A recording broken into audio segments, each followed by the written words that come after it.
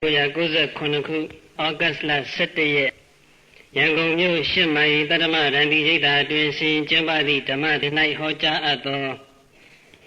ဘယ်အိမ်မှာနေကြမလဲတတော်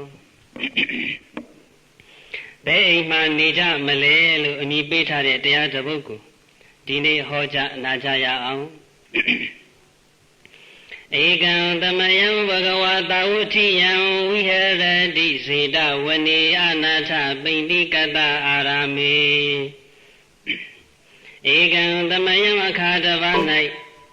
ဘဂဝါသုံးလူထောထားသဗ္ဗညုမြတ်စွာဘုရားသည်တာဝတိယံတာဝတိမြို့၏နီး၌ဖြစ်သောအနာထပိဋိကတအနာတပိတတိအာရမေနှလုံးမွေလျောပြောဝေရာကောင်းလာစွာသောဇေတဝနေဇေတဝံကျောင်းတိုင်း၌ဝိဟရတိကောင်းစွာမသွေတရင်သုံးတော်မူခဲ့ပါ၏တည်း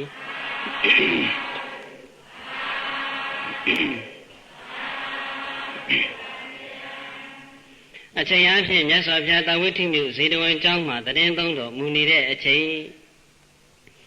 အဲဒီလိုမြတ်စွာဘုရားတာဝတိမြို့ဇေတဝံကျောင်းမှာတရင်သုံးတော်မူနေတဲ့အချိန်ဇေတဝန်ကျောင်းတိုက်ထဲကအရှင်နန္ဒအမည်ရတဲ့ယဟန်တော်တစ်ပါးမြင်မြင်သမျှသောတရုံးပေါ်ယဟန်တော်များကိုစကားတခွန်းတပေါက်ဖလိုက်ပြောနေတယ်အရှင်နန္ဒတပေါက်ဖပြောနေတဲ့စကားကဘာလဲဆိုတော့အနာဘိရတောဟံအဝုသောဗြဟ္မစရိယံစရမိနတကောမိဗြဟ္မစရိယံတန္တာရိတုသိက္ခံပစ္စခာယဟိနာယဝိတ္တိတာမိအရှင်ဘုရားတို့ဘုရားတပည့်တော်သည်သာသနာပေါင်းမှာမွေးလျော်ပျော်ပိုက်ခြင်းမရှိဘဲနဲ့မြတ်သောအကျင့်ကိုကျင့်နေရပါတယ်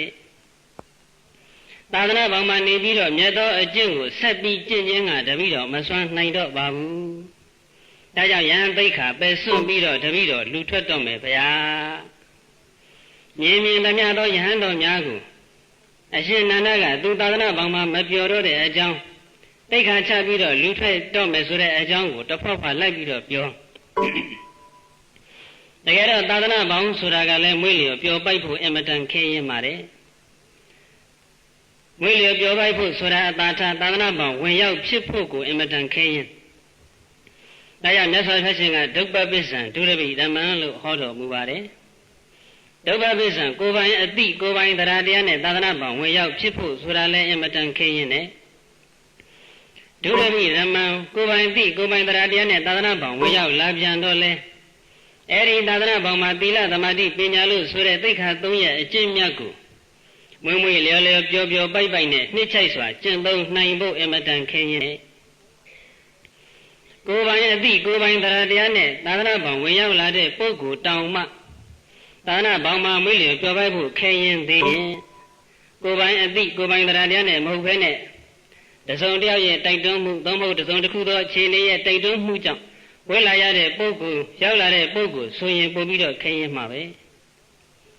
အခုအရှင်နန္ဒသာသနာပေါင်းရောက်လာတာကကိုယ်ပိုင်အတိကိုယ်ပိုင်တရားတရားနဲ့ဝင်ရောက်လာခြင်းမဟုတ်ဘူးတစုံတယောက်ရဲ့တိုက်တွန်းမှုကြောင့်သာသနာပေါင်းဝင်ရောက်လာခြင်းဖြစ်တယ်တစုံတယောက်ဆိုတဲ့နေရာမှာလည်းတခြားပုဂ္ဂိုလ်မဟုတ်ဘူးမြတ်စွာဘုရားရှင်ကိုတော်တိုင်မှာပဲမြတ်စွာဘုရားရှင်ရဲ့တိုက်တွန်းမှုကြောင့်အရှင်နန္ဒသာသနာပေါင်းရောက်လာရခြင်းဖြစ်တယ်မြတ်စွာဘုရားရှင်နဲ့အရှင်နန္ဒဆိုတာကလည်းတစိမ့်နေမဟုတ်ကြဘူးအဖေတူအမေကွဲညီကိုညာဖြစ်ကြပါတယ်မြတ်စွာဘုရားရှင်ကသုတ္တရဏမင်းကြီးနဲ့မေတော်မဟာမာယာဒေဝီကမွေးဖွားတဲ့သားဖြစ်တယ်အရှင်နန္ဒကသုတ္တရဏမင်းကြီးနဲ့မဟာပဇာပတိဂေါတမီကမွေးဖွားတဲ့သားဖြစ်မဟာမာယာဒေဝီနဲ့မဟာပဇာပတိဂေါတမီကညီမအရင်များဖြစ်ကြပါတယ်မြတ်စွာဘုရားရှင်ကိုမွေးဖွားပြီးနောက်3ရက်မြောက်နေ့မှာဒီရတော်မဟာပဇာပတိဂေါတမီကနန္ဒမင်းသားကိုမွေးဖွားခြင်းမှာဒီတော့အရှင်နန္ဒမင်းသားသည်မြတ်စွာဘုရားရှင်ထက်3ရက်ပဲအသက်ငယ်ပါတယ်မြတ်စွာဘုရားဖြစ်ပြီးတဲ့နောက်ကပိလုဝေနေပြည်တော်ကိုပထမဆုံးပြန်ကြွတဲ့ခရီးမှာကပိလုဝေနေပြည်တော်ကိုရောက်ပြီး3ရက်မြောက်နေ့မှာအရှင်နန္ဒမင်းသားရဲ့နန်းတဲ့မင်္ဂလာနဲ့ထိမ်းမြမင်္ဂလာနှစ်ခုကျင်းပါတယ်ထိမ်းမြမင်္ဂလာကတော့ဇနဗရကလျာဏီနဲ့ထိမ်းမြတဲ့မင်္ဂလာပါပဲအဲဒီနန်းတဲ့မင်္ဂလာနဲ့ထိမ်းမြမင်္ဂလာဝဲကိုမြတ်စွာဘုရားရှင်ကြွရောက်ပြီးတော့နန်းတော်ကိုကြွရောက်ပြီးတော့ မင်္ဂလာခန္ဓာမှာမင်္ဂလာစကားများပြောဆွမ်းများဖုံးပေးဆွမ်းဖုံးပေးပြီးတဲ့နောက်တပိတ်ကိုနန္ဒမင်းသားရဲ့လက်ထဲထည့်ပြီးတော့မြတ်စွာဘုရားနန်းတော်ကနေပြန်ကြွနန္ဒမင်းသားကလည်းပဲအရှင်ဘုရားတပိတ်ပြန်ယူပါလို့မပြောဘူးမြတ်စွာဘုရားရှင်ရဲ့အပေါ်မှာလေးစားမှုအားကြီးတဲ့အတွက်ကြောင့်ဟိုနာရောက်ရင်ပြန်ယူလို့ဒီနာရောက်ရင်ပြန်ယူလို့နဲ့မြတ်စွာဘုရားရှင်ရဲ့နောက်တော်ဘာကနေတပိတ်ပိုက်ပြီးတော့လိုက်သွားတယ်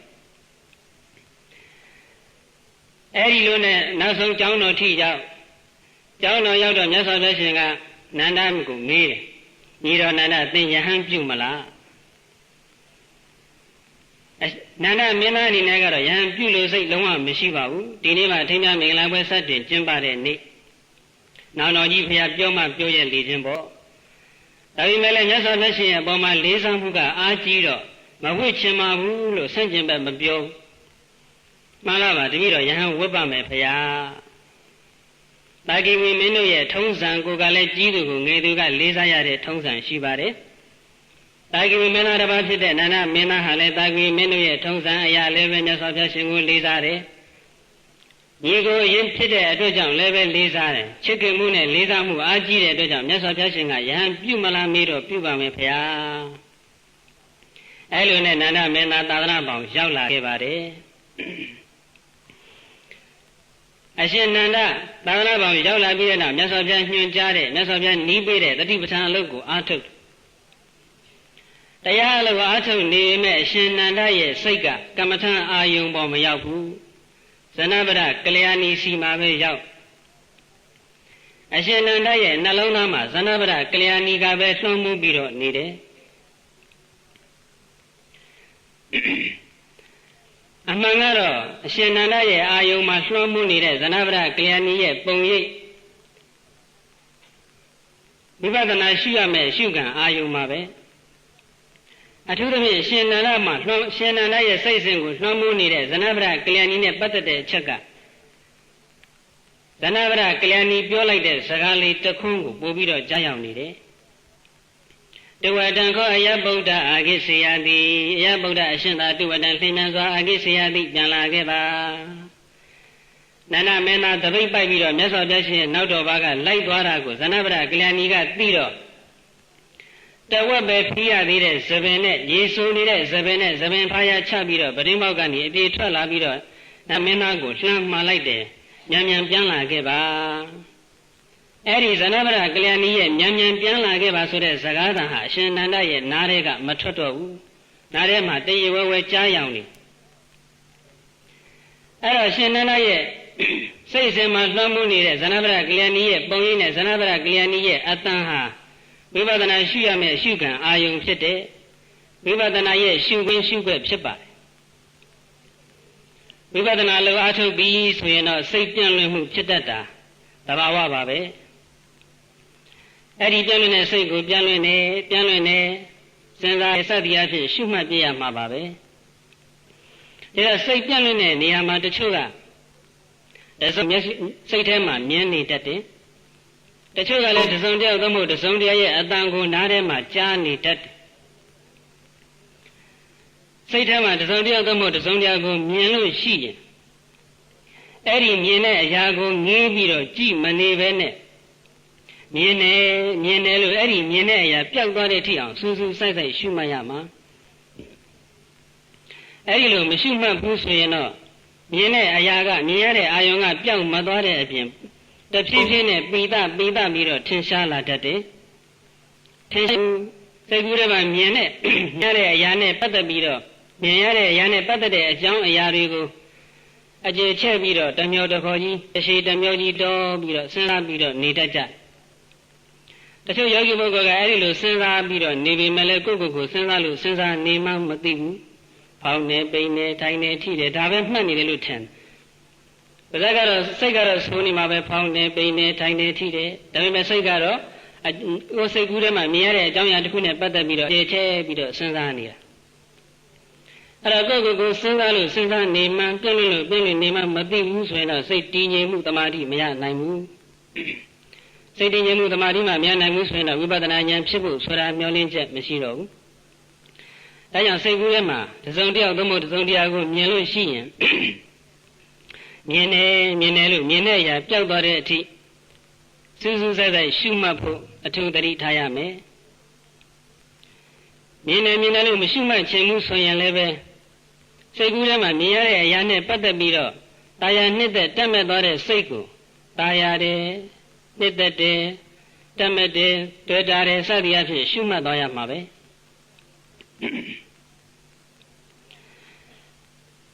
ဝိပဿနာဆိုတာကစိတ်ရဲ့အလုပ်ဖြစ်ပါတယ်ကိုယ်နဲ့လုပ်ရတဲ့အလုပ်လည်းမဟုတ်ဘူးနှုတ်နဲ့လုပ်ရတဲ့အလုပ်လည်းမဟုတ်ဘူးစိတ်နဲ့လုပ်ရတဲ့အလုပ်ဖြစ်စိတ်အလုပ်ဖြစ်တဲ့ဝိပဿနာလုပ်ငန်းမှာစိတ်ကိုရှုရတဲ့စိတ်ဓာတ်အနုပဒနာဟာအင်မတန်အရေးကြီးပါတယ်ဒါကြောင့်မိမိရဲ့စိတ်ဆင်မှာဖြစ်နေတဲ့သဘောတရားမှန်သမျှကိုရှုမှတ်ရမယ်ပြင်းတဲ့စိတ်ဖြစ်ရင်လည်းပြင်းတဲ့စိတ်ကိုပြင်းတယ်ရှုမှတ်ရမှာတကယ်တော့သတိပဋ္ဌာန်လုပ်ရတယ်ဆိုတာအင်မတန်ပျော်စရာကောင်းပါတရားအားထုတ်လို့ပြင်းနေတာတောင်မှအဲ့ဒီပြင်းတဲ့စိတ်ကလေးကိုပြင်းတယ်လို့မှတ်နေလိုက်ရုံပဲရှုမှတ်ရတဲ့နည်းကဘာမှမခက်ဘူးမကောင်းတဲ့စိတ်တွေကြီးပဲမှတ်နေရမှာလားဆိုတော့မဟုတ်ဘူးပျော်တဲ့စိတ်ဖြစ်ရင်လည်းအဲ့ဒီစိတ်ကိုမှတ်ရမှာဝမ်းသာတဲ့စိတ်ကြည်ညိုတဲ့စိတ်တွေဖြစ်ရင်လည်းဝမ်းသာတယ်ကြည်ညိုတယ်ဝမ်းမြောက်တယ်စသည်အဖြစ်ရှုမှတ်ရမယ်တရားရတာတွေတွေ့လို့လူကျင်တန်းကျင်တဲ့စိတ်တွေဖြစ်နေတယ်ဥပုသ်ဆောင်ကျင်တဲ့စိတ်တွေဖြစ်နေတယ်တရားနာကျင်စိတ်တွေဖြစ်နေတယ်သာသနာပြုကျင်တဲ့စိတ်တွေဖြစ်နေတယ်စသည်အဖြစ်အဲ့လိုကောင်းတဲ့စိတ်တွေဖြစ်နေရင်လည်းအဲ့ဒီကောင်းတဲ့စိတ်တွေကိုဖြစ်နေတဲ့အတိုင်းပဲရှုမှတ်သွားရမှာပါပဲအခုအရှင်နန္ဒရဲ့ဖြစ်စဉ်ကိုကြည့်မယ်ဆိုရင်အရှင်နန္ဒရဲ့စိတ်အစဉ်မှာတရေဝဲဝဲကြားရောက်နေတဲ့ဇဏဗရကလျာဏီရဲ့အတန်ဟာဝိပဿနာရှုရမယ့်အာယုမှာအဲ့ဒီအတန်ကိုကြားတယ်လို့ရှုမှတ်ရမယ်အဲ့ဒီလိုမှမရှုမှတ်ခြင်းမှုဆိုရင်လည်းကြားရတဲ့အတန်နဲ့ပတ်သက်ပြီးတော့တာယာနှစ်သက်တက်မဲ့သွားတဲ့စိတ်ကိုတာယာတယ်နှစ်သက်တယ်တက်မဲ့တယ်တွေ့တာတယ်စသည်အပြင်အဲ့ဒီစိတ်ကိုသေချာစူးစိုက်ပြီးတော့ရှုမှတ်ရမှာပါအဲကြောင့်မြတ်စွာဘုရားရှင်ကမဟာသတိပဋ္ဌာန်သုတ်တော်မှာတရာဂံဝါစိတ်တံတရာဂံစိတ်တံဒီပါဇာနာတိဘေခဝေပိဋ္ဌာ၄ပါးခြေသားခြေသမီးတို့တရာဂံဝါစိတ်တံယာကနဲ့တကွဖြစ်နေတဲ့စိတ်ကိုလည်းပဲတရာဂံဝါစိတ်တံတာယာနှစ်သက်တက်မဲ့တွေ့တာတဲ့စိတ်ကိုလည်းပဲတရာဂံစိတ်တံဒီယာကနဲ့တကွဖြစ်နေတဲ့စိတ်ပဲဟူ၍တရာဂံစိတ်တံဒီတာယာနှစ်သက်တက်မဲ့တွေ့တာယာနှစ်သက်တက်မဲ့တွေ့တာတဲ့စိတ်ပဲဟူ၍ဝါတာယာတဲ့နှစ်သက်တဲ့တက်မဲ့တဲ့တွေ့တာတဲ့ဟူ၍ပါဇာနာတိရှုမှတ်သောအဖြစ်ကောင်းစွာမသွေသိတတ်မှာပေတည်း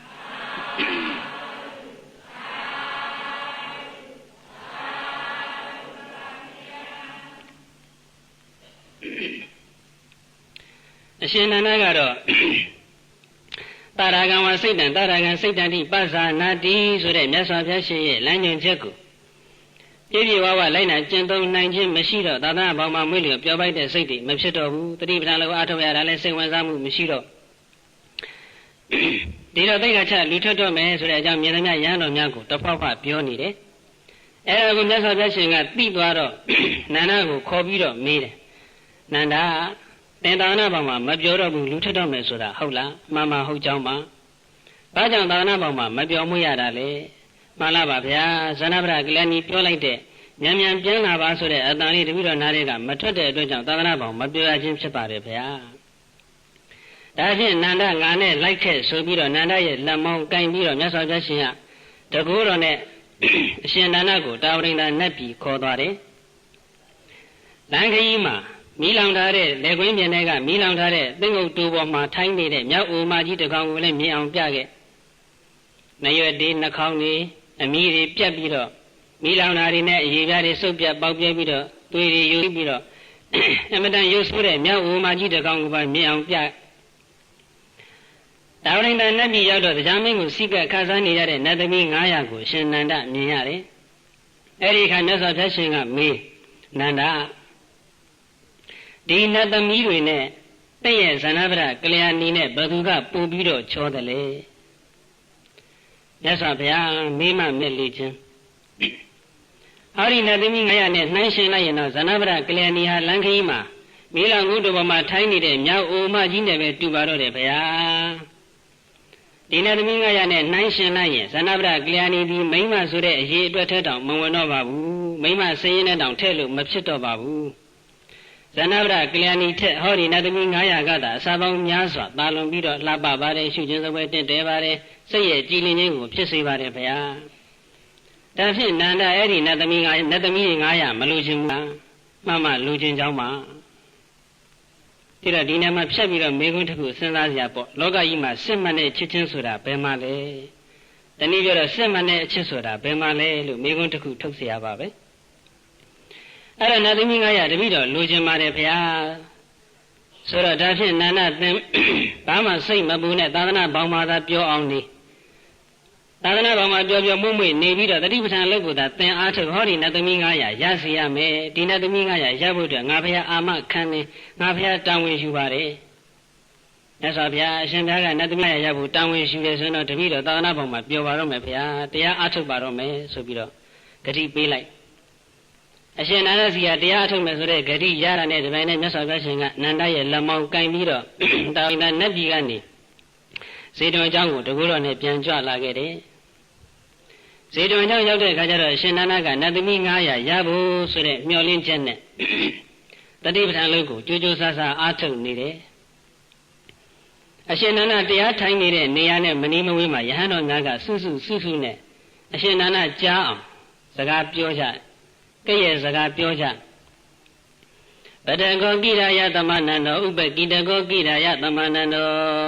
အာယသမဏန္တောရှင်နန္ဒာသည်ပတကောကိရာအခါစားပုဂ္ဂိုလ်ကြီးပါလားဝါကျေးစားပုဂ္ဂိုလ်ကြီးပါလားအရှင်နန္ဒဟာကျေးစားပုဂ္ဂိုလ်ကြီးပဲနတ်သမီးကြီးဟူသောအဖို့အခကိုရဖို့အတွက်တတိပဋ္ဌာန်အလုပ်ကိုအားထုတ်နေတဲ့ကျေးစားယောဂီကြီးပဲဒီတော့ကျေးစားယောဂီကြီးပဲလို့ကဲ့ရတာကလည်းမြတ်စွာဘုရားရှင်ကကဲ့ရခိုင်းတာပါပဲနန္ဒကြားလောက်တဲ့နေရာကနေရဟန်းတော်များသွားဒီအတိုင်းကဲ့ရကြလို့မြတ်စွာဘုရားရှင်ကခိုင်းလို့ရဟန်းတော်များကလာပြီးကဲ့ရကြဒီတော့ဒီကဲ့ရတဲ့ဇာတိရဟန်းတော်များကကဲ့ရတော်လည်းပဲမြတ်စွာဘုရားရှင်ကကဲ့ရတာနဲ့အတူတူပါပဲဒီတော့နန္ဒဟာကျေးစားယောဂီကြီးပါလားဒီနေရာမှာစဉ်းစားစရာခုခေတ်မှာရောကျေးစားယောဂီမရှိဘူးလားလို့စစ်ကြည့်စရာပါပဲတို့ဆိုတော့ပြီးခဲ့တဲ့နေရာကြီးတုန်းကဆရာတော်ဘုရားကြီးတာဝန်ပေးတဲ့အတွက်ကြောင့်ယောဂီများကိုတရားဆက်ရတယ်အဲ့ဒီတရားဆက်တဲ့ထဲကယောဂီကျောင်းသားလေးတစ်ယောက်တရားအားထုတ်ပြီးလို့ပြန်ကန်ဒီမှာဦးဇင်းကသူ့ကိုမေးခွန်းလေးတစ်ခုမေးကြည့်တယ်ငယ်ရွယ်နဲ့တရားလာအားထုတ်တော့ဘယ်လိုရည်ရွယ်ချက်နဲ့များတရားအားထုတ်ကြလဲဆိုတာစိတ်လဲဝင်စားတာနဲ့ဘာကြောင့်ဘာရည်ရွယ်ချက်နဲ့တရားလာအားထုတ်တာလဲမှန်ပါဗျာတပည့်တော်ဒီနေ့စာမေးပွဲသိမ့်မဖြေနိုင်ဘူးစာမေးပွဲမှာနှစ်ပါးသာသိပ်ပြီးတော့အားရအောင်မဖြေနိုင်ခဲ့ဘူးတပည့်တော်ကအတန်းတိုင်းသူငယ်တိုင်းကနေစပြီးတော့အတန်းတိုင်းဧကန်းမှာပဲအမြဲတမ်းနေခဲ့ရတာအခုဒီနှစ်နှစ်ပါးသာဖြေလို့အားမရတဲ့အတွက်ကြောင့်နောက်နှစ်ဧကန်းရချင်မှရမှာဒါကြောင့်ဝိပဿနာအားထုတ်ရင်ဧကန်းရနိုင်ရဲ့ဆိုပြီးတော့ဧကန်းနဲ့ရအောင်ဆိုတဲ့ရည်ရွယ်ချက်နဲ့တပည့်တော်တရားလာအားထုတ်တာပါတဲ့သူရဲ့ရည်ရွယ်ချက်ကလည်းမဆိုးပါဘူးနော်ဧကန်းနဲ့မှာအမှတ်စာမေးပွဲကိုအမှတ်ကောင်းနဲ့အောင်ပြီးတော့ဧကန်းနဲ့ရောက်အောင်ဆိုတဲ့ရည်ရွယ်ချက်နဲ့လာပြီးတော့တရားအားထုတ်တာအရှင်နန္ဒကိုကြည့်ရကြတဲ့စကားနဲ့ကြည်ရင်တော့ကျေးစားယောဂီပဲအဲ့ဒီလိုပါပဲစီဝါတက်ခြင်းလို့ယာရုတိုးခြင်းလို့ဆိုပြီးတော့တရားလာအားထုတ်တာလည်းရှိတယ်အလုပ်ရအောင်လို့နိုင်ငံခြားသွားရအောင်လို့ဆိုပြီးတော့တရားလာအားထုတ်တာလည်းရှိတယ်ကိုထုတ်ထားတဲ့တခြင်းငွေလေးပေါက်အောင်ရောင်းကောင်းအောင်ဆိုပြီးတော့ကိုရိုက်ထားတဲ့ရုပ်ရှင်ဇာတ်ကားမှာအကယ်ဒမီရအောင်ဆိုပြီးတော့အဲ့ဒီလိုရွေးချက်မျိုးနဲ့တရားလာအားထုတ်ကြတာတွေလည်းရှိအဲ့တော့လောကီအကျိုးစီးပွားကိုမျှော်လင့်ပြီးတော့လာပြီးတော့တရားအားထုတ်ကြတာတွေပဲအရှင်နန္ဒကိုပြောတဲ့စကားနဲ့ဆိုရင်ကျေးစားယောဂီတွေပဲဒါပေမဲ့အဲ့ဒီလိုရည်ရွယ်ချက်တွေနဲ့အားထုတ်တဲ့အတွက်ကြောင့်အကျိုးမရှိတော့ဘူးလားလို့မေးရင်တော့အကျိုးမရှိဘူးတော့မဟုတ်ပါဘူးအကျိုးရှိပါအစပထမမှာမိမိရဲ့ရည်ရွယ်ချက်ကသိပြီးတော့မွန်မြတ်တန့်စင်မှုမရှိတော့လည်းပဲတရားအားထုတ်ရင်နဲ့တရားအသိဉာဏ်ကြီးရင့်ကျက်လာတဲ့အခါမှာရည်ရွယ်ချက်တွေလည်းတစ်ဖြည်းဖြည်းပြောင်းလဲသွားမှာပါရည်ရွယ်ချက်တွေပြောင်းလဲသွားတဲ့အမျှတရားအဆင့်တန်းဟာလည်းအံ့ဩပဲကောင်းလောက်အောင်တိုးတက်သွားမှာပါပဲဒီအချက်ကိုအရှင်နန္ဒရဲ့နောက်ပိုင်းဖြစ်ကိုဆက်ပြီးတော့လေ့လာကြည့်ရင်သိနိုင်ပါတယ်သို့တော်လည်းပဲတကယ်တမ်းဖြစ်တဲ့နာနဲ့တကယ်တမ်းဖြစ်တဲ့ဆုံးနဲ့ အမှန်ကန်ဆုံးကတော့နိဗ္ဗာန်ကိုဥတည်ပြီးတော့ကုသိုလ်ကောင်းမှုပြုခြင်းပဲနိဗ္ဗာန်ကိုဥမတည်ပဲနဲ့ပိဿုပန်ကြီးပွားရေးနဲ့ဓမ္မလွန်ချမ်းသာရေးကိုဥတည်ပြီးတော့ပြုတဲ့ဒါနကောင်းမှုသီလကောင်းမှုဘာဝနာကောင်းမှုတွေဟာကျေးဇာကောင်းမှုတွေပဲအဲ့ဒီကောင်းမှုပြုထားတဲ့ကောင်းမှုရှင်တွေဟာလည်းကျေးဇာကောင်းမှုရှင်တွေပဲပိဿုပန်ကြီးပွားရေးအတွက်ကုသိုလ်ကောင်းမှုပြုတယ်ဆိုတာတကယ်စဉ်းစားကြည့်ရင်ပိဿုပန်စာဝိနေရေးလုပ်နေတာပါပဲဓမ္မလွန်ချမ်းသာရေးအတွက်ကုသိုလ်ကောင်းမှုပြုတယ်ဆိုတာလဲပိဿုပန်စာဝိနေရေးလုပ်ရတာအားမရလို့ဓမ္မလွန်စာဝိနေရေးအတွက်ခုကလေးကကြိုပြီးတော့လုပ်နေတာနဲ့အတူတူပါပဲဒီတော့ဘယ်လိုကုသိုလ်ကောင်းမှုကိုပဲပြုနိဗ္ဗာန်ကိုဥတည်ပြီးတော့ပဲပြုတဲ့နဲ့နိဗ္ဗာန်ကိုဥတည်ပြီးတော့ပြုတဲ့ကောင်းမှုတနည်းပြောရရင်မိမိအလိုရှိသောဘောဓိဉာဏ်နဲ့တကွာသောနိဗ္ဗာန်ကိုဥတည်ပြီးတော့ပြုတဲ့ကုသိုလ်ကောင်းမှုဒီသာလင်းကျေးဇာကောင်းမှုအဖြစ်ကနေလွတ်မြောက်တဲ့ကောင်းမှုဖြစ်မယ်အဲကြောင့်ဗတ္တကောကိရယသမဏန္တောအာယသမဏန္တောရှင်နန္ဒသည်ဗတ္တကောကိရကျေးဇာပုဂ္ဂိုလ်ကြီးပါလားဥပ္ပကိတကောကိရယသမဏန္တောအာယသမဏန္တောရှင်နန္ဒသည်ဥပ္ပကိတကောကိရအဝေတော်ကြီးဖြစ်နေပါဘောလားအရှင်နန္ဒဟာအဝေတော်ကြီးပဲနတ်သမီးကြီးဟူသောကုန်ပစ္စည်းကိုတတိပဋ္ဌာန်ကြီးဟူသောငွေကြေးပိုက်ဆံနဲ့ဝယ်ယူနေတဲ့အဝေတော်ကြီးပဲအဲဒီလိုအဖြစ်ယဟန်တော်များကကျေးဇာဆိုတဲ့စကားလုံးအဝေတော်ဆိုတဲ့စကားလုံးနဲ့အရှင်နန္ဒရဲ့အနာကနေအရှင်နန္ဒမကြကြောင်းပြောဆိုပြီးတော့ကဲ့ရဲ့နေကြအဲဒီလိုကျေးဇာဆိုတဲ့စကားလုံးအဝေတော်ဆိုတဲ့စကားလုံးနဲ့ပြောဆိုပါများလာတော့ကဲ့ရဲ့ပါများလာတော့အရှင်နန္ဒအမတန်ရှက်လာတယ်အမတန်ရှက်လာတဲ့အတွက်ကြောင့်ဒီနတ်သမီးတွေဟူသောကုန်ပစ္စည်းကိုရဖို့အတွက်နတ်သမီး900ကိုရဖို့အတွဲဆိုတဲ့ရည်ရွယ်ချက်နဲ့တရားအားထုတ်ခြင်းနဲ့စိတ်မရှိတော့ဘဲနဲ့တကယ့်ကိုဆင်းရဲဒုက္ခကလွတ်မြောက်အောင်အားထုတ်ခြင်းနဲ့စိတ်တွေဖြစ်ပြီးတော့အရှင်နန္ဒသည်အာယသမဏန္တောရှင်နန္ဒသည်ဧကောတယောက်တည်းဧကောဘောင်းဖို့ကိုစွန့်ခွာပြီးတော့တယောက်တည်းဥပကထောစိတ်ငြိမ်ရသို့ချင်းကလည်းရဲ့အပ္ပမတောအမြဲမပြတ်တတိကလည်းရဲ့အာတာပိကိလေသာကိုပူပန်စေတတ်ခန်းချောက်စေတတ်တဲ့သမဗရံဝိရိယရှိသည်ဖြစ်၍ပဟိတတောနိဗ္ဗာန်၌စေလွတ်အပ်သောစိတ်ရှိသည်ဖြစ်၍ဝါခန္ဓာ၌စေလွတ်အပ်သောစိတ်ရှိသည်ဖြစ်၍ဝိဟရန္တောတတိပဋ္ဌာန်အလို့ပွားများအားထုတ်၍နေတော်မူလိုက်ပြီးရှိသောနစီရသေးဝမကြမြင့်မိပင်လျင်အရဟတံအရဟတဖို့သို့ပါပူနီကောင်းစွာမသွေဆက်ရောက်တော်မူခဲ့ပါပေတည်း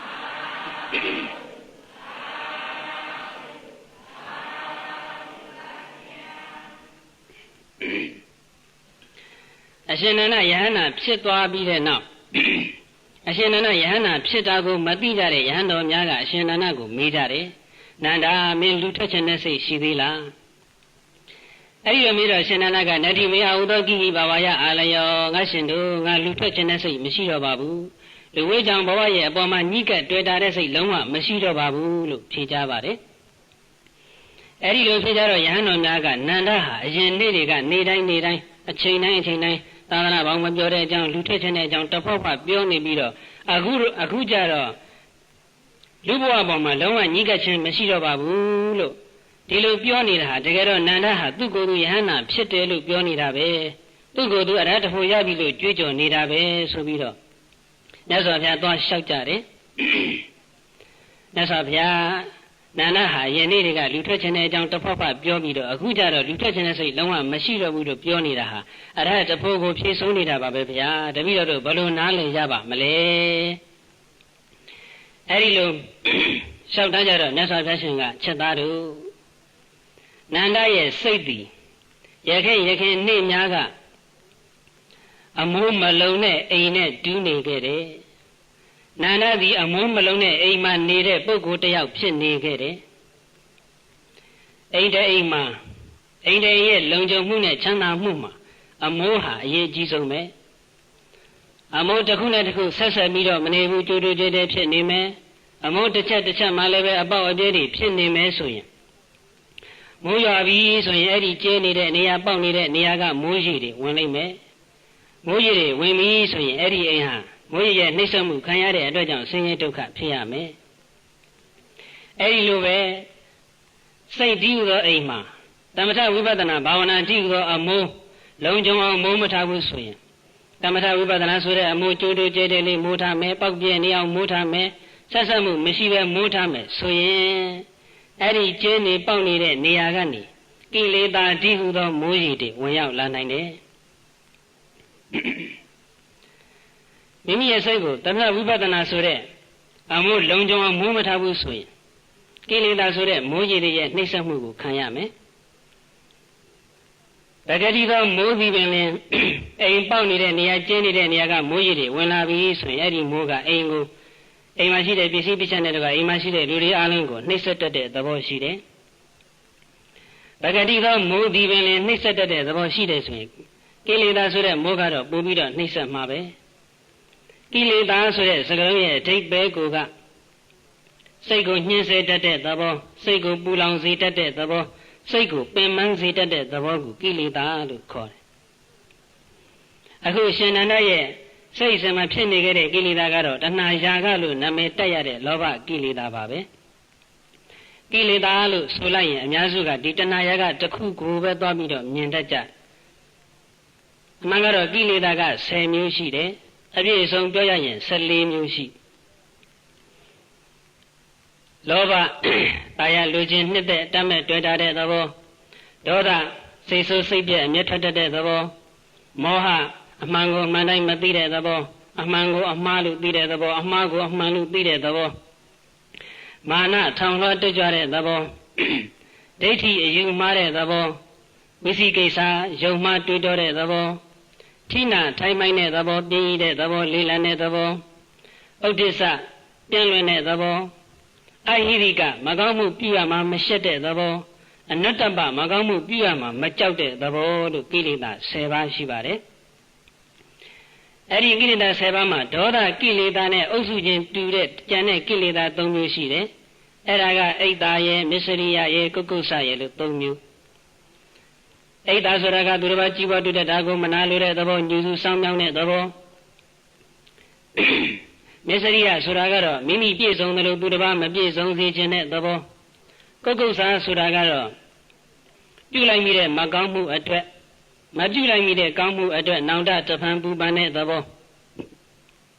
အဲ့ဒီအိဒါမစ္စရိယကုက္ကုဆသည်ဒေါသနဲ့အုပ်စုတစ်ခုတည်းဖြစ်တဲ့အတွက်ကြောင့်ကိလေသာ10ပါးထဲမှာထည့်မပြောတော့ဘူးမပြောတော့လည်းပဲဒေါသနဲ့အတူအဲ့ဒီကိလေသာ3ပါးကိုပါတွဲပြီးတော့မှတ်ကြရမယ်တခါမိဋ္ဌလို့ခေါ်တဲ့ကိလေသာကလည်းထိနာနဲ့အုပ်စုချင်းတူတဲ့အတွက်ကြောင့်ထည့်မထားဘူးသို့တော့အဲ့ဒီမိဋ္ဌကိုပါထည့်ရမယ်ထိနာဆိုတာကစိတ်ရဲ့ထိုင်မိုင်းတဲ့သဘောလေးလံတဲ့သဘောမိဋ္ဌဆိုတာကစိတ်မှတပါသောစေတသိက်တွေရဲ့ထိုင်မိုင်းတဲ့သဘောလေးလံတဲ့သဘောအဲ့ဒီလိုအပြင်ခုနပြောခဲ့တဲ့ကိလေသာ10ပါးနဲ့အိဒါမစ္စရိယကုက္ကုဆမိဋ္ဌအဲ့ဒီ4မျိုးထည့်လိုက်ပြည့်ပြည့်စုံစုံကိလေသာ14မျိုးရှိပါတယ်ဒီတော့မိမိရဲ့စိတ်ဓိရောအိမ်ကိုသမထဝိပဿနာဆိုတဲ့သမထဝိပဿနာဘာဝနာလို့ဆိုတဲ့အမိုးစိတ်ကလေးမိုးမထားဘူးဆိုရင်ကျဲနေမယ်ပေါက်နေမယ်ဆိုရင်အဲ့ဒီကျဲနေပေါက်နေတဲ့နေရာကနေခုနကိလေသာ14မျိုးတွေကတစ်မျိုးမျိုးသို့မဟုတ်တစ်မျိုးတည်းများတဲ့ကိလေသာတွေဝင်ရောက်နှိမ့်ဆက်ကြလိမ့်မယ်ခြေသားတို့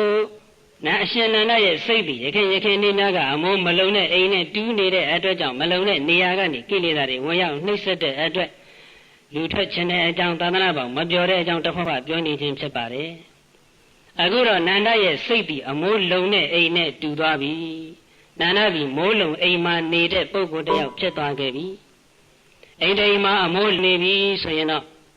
ကျဲနေပေါက်နေခြင်းမရှိဘူးဆိုရင်တော့အပြင်ဘက်ကမိုးတွေရွာခြင်းတလောက်ရွာပြီးတော့မိုးရေဝင်ရောက်ခြင်းလုံးဝမရှိမိုးရေဝင်ရောက်ခြင်းမရှိတဲ့အတွက်မိုးရေရဲ့နှိမ့်ဆက်မှုမခံရတဲ့အတွက်ကြောင့်ချမ်းသာရတယ်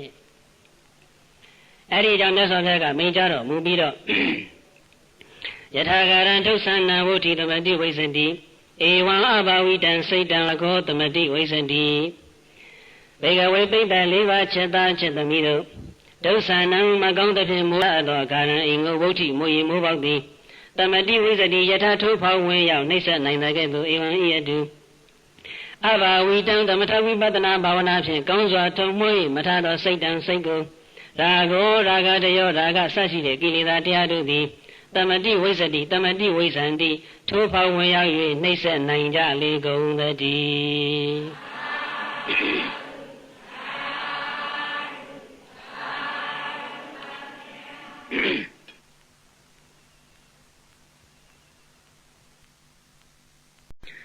တရားနာပိဋကများရဲ့စိတ်သည်အိမ်နဲ့တူတယ်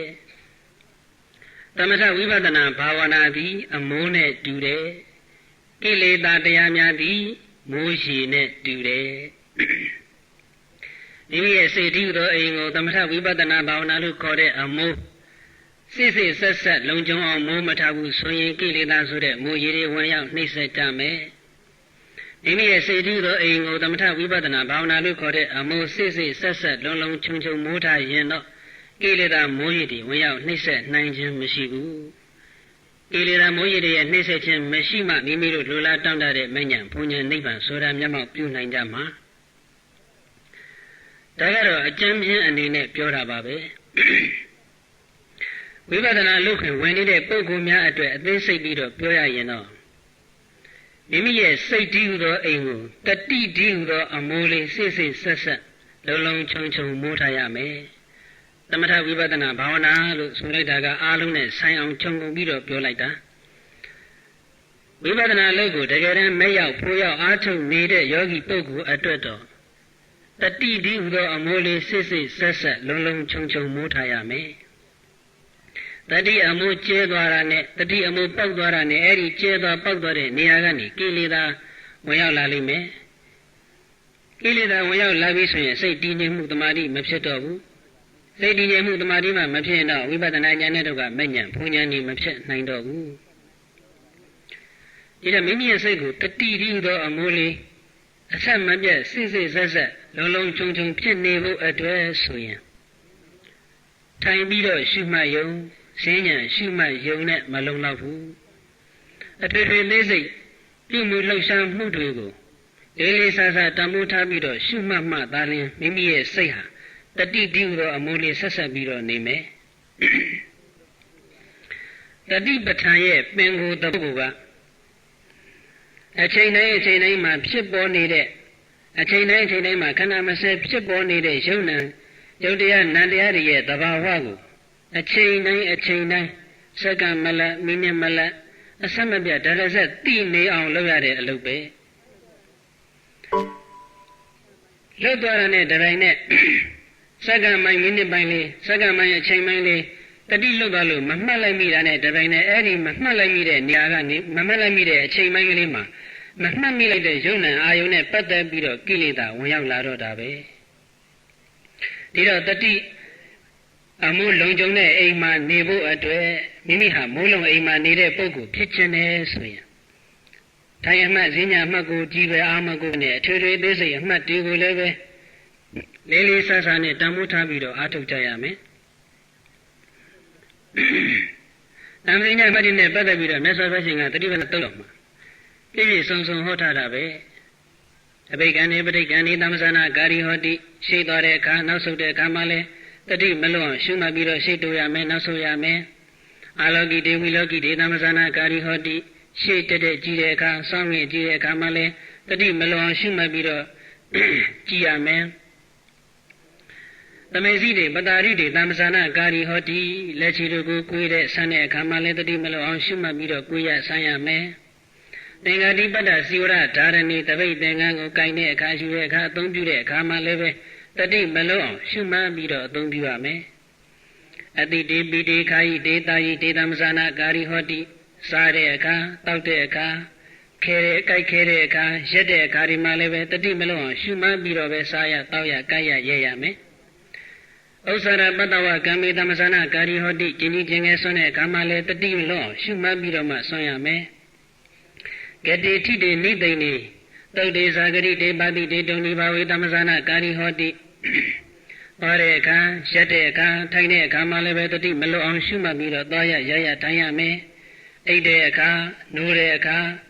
စကားပြောတဲ့အခါစကားမပြောဘဲငြိမ်နေတဲ့အခါဒီမှာလည်းပဲတတိမလွတ်အောင်ရှုမှတ်ပြီးတော့အိပ်ရမယ်နိုးရမယ်စကားပြောရမယ်ငြိမ်ငြိမ်နေရမယ်ဆိုပြီးတော့အကျေတဝင့်ဟောကြားထားတယ်အဲ့ဒါသံသညာပိုင်းမှာဟောထားတဲ့အချက်ကိုကြည့်လိုက်လို့ရှိရင်တော့ရုပ်ပိုင်းဆိုင်ရာအပြုအမူတွေမှာပဲတတိအမြဲတမ်းကတ်ထားရမယ်လို့ထင်စေရပါပဲအမှန်ကတော့အဲ့ဒီအထွေထွေသေးစိတ်ပြုမှုလှုပ်ရှားမှုတွေ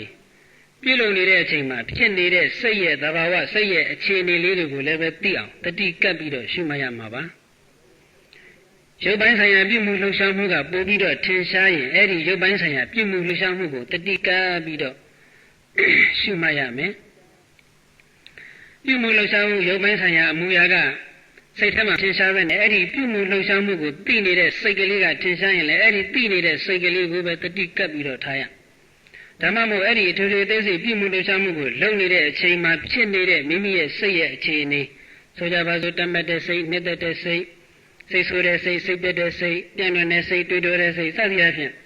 ်အထွေထွေပြုမှုလှုပ်ရှားမှုကိုလုပ်နေတဲ့အချိန်မှာလည်းပဲစိတ်ရဲ့အခြေအနေတွေကအမျိုးမျိုးဖြစ်နေနိုင်တာပဲဒီတော့အထွေထွေအသေးစိတ်အမှတ်ကိုမှတ်လို့ဆိုတဲ့နေရာမှာကိုယ်ကာယဆိုင်ရာပြုမှုလှုပ်ရှားမှုတွေကိုကြီးပဲမှတ်ရမယ်လို့ဆိုလိုတာမဟုတ်ပါဘူးအဲဒီကိုယ်ကာယဆိုင်ရာပြုမှုလှုပ်ရှားမှုတွေပြုလုပ်နေတဲ့အချိန်မှာဖြစ်နေတဲ့စိတ်ရဲ့အခြေအနေစိတ်ရဲ့သဘာဝလေးတွေကိုပါသိအောင်မှတ်သွားကြရမှာပါဆိုကြပါစို့ရေချုံမျက်နှာသိနေတဲ့အချိန်မှာဆိုရင်လည်းပဲရုပ်ပိုင်းဆိုင်ရာပြုမှုကမျက်နှာသိနေပေမဲ့အများအပြားကတော့မျက်နှာသိနေရင်လည်းစိတ်ကတစ်ခုခုကိုတွေးရင်တွေးနေတတ်တာပဲအဲ့ဒီအခါမှာမျက်နှာသိနေတဲ့အချိန်မှာဖြစ်နေတဲ့လှုပ်ရှားမှုထိတွေ့မှုဆက်ရှိတဲ့အမူအရာလေးတွေကိုလည်းပဲရှုမှတ်လို့ရတယ်အဲ့ဒီပုံမှာစိတ်က